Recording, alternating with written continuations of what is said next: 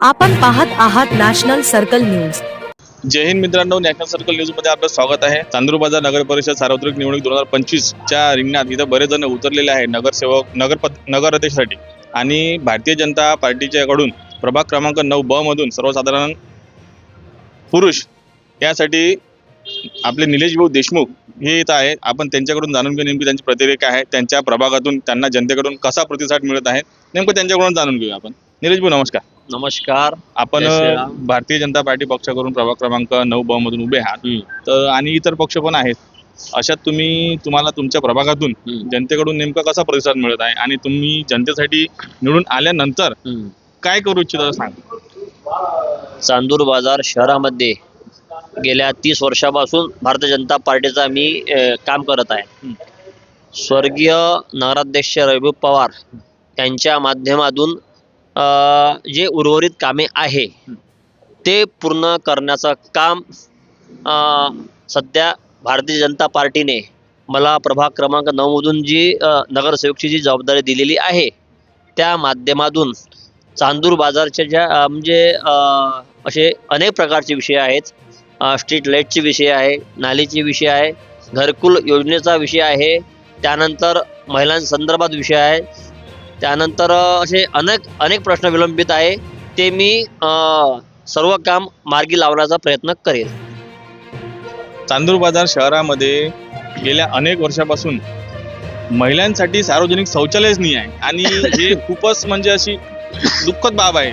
आणि जे लीडर लोक आहेत ज्यांनी एवढ्या वर्ष सत्ता भोगली इथं आमदार म्हणून, आणि त्यांचं या सगळ्या बाबीवर लक्षच नाही आहे। तर या संदर्भात तुम्ही आता तुमचे आमदार पण इथलेच आहे अचलपूर मतदारसंघाचे प्रवीण भाऊ तायडे, तर त्यांच्या माध्यमातून किंवा तुम्ही नगरसेवक झाल्यानंतर किंवा तुमचा नगराध्यक्ष आल्यानंतर निवडून, तर तुम्ही सर्वात कोणती ह्या बाबीवर लक्ष देणार का?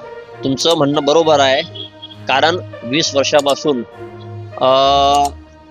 या ठिकाणी बच्चूभाऊ कडू यांचे प्रतिनिधित्व होते, परंतु त्यांना ह्या गोष्टी लक्षात आल्याच नाही। त्यानंतर नगरपालिकेत सुद्धा त्यांचे प्रतिनिधी होते, परंतु त्यांना चांदूर बाजाराचा विकास कशा पद्धतीचा करायचा त्यांना हे समजलंच नाही।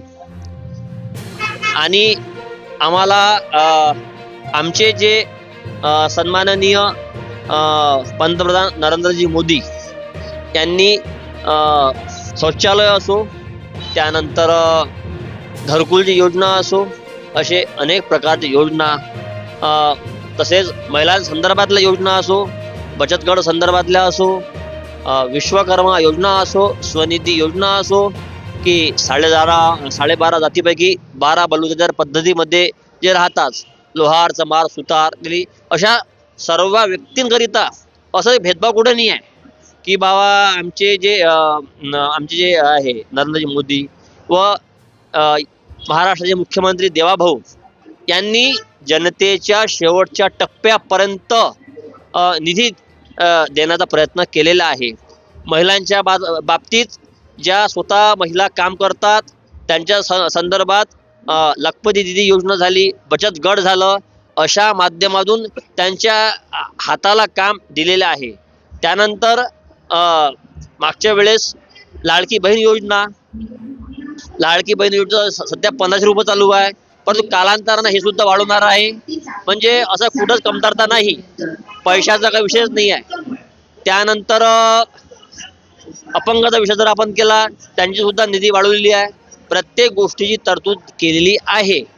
आणि राहिला विषय स्वच्छतागृहाचा, आम्हाला जनता 100% निवडून देईलच।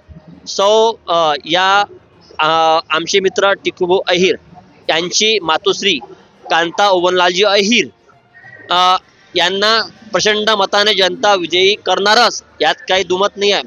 परंतु पूर्ण पॅनल आणि भारतीय जनता पार्टीचे जेवढेही सीट्स आहे, पूर्ण जनता आम्हाला निवडून देतील असा आम्हाला ठाम विश्वास आहे।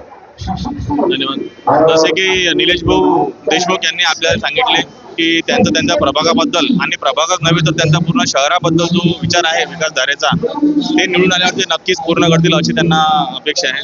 धन्यवाद।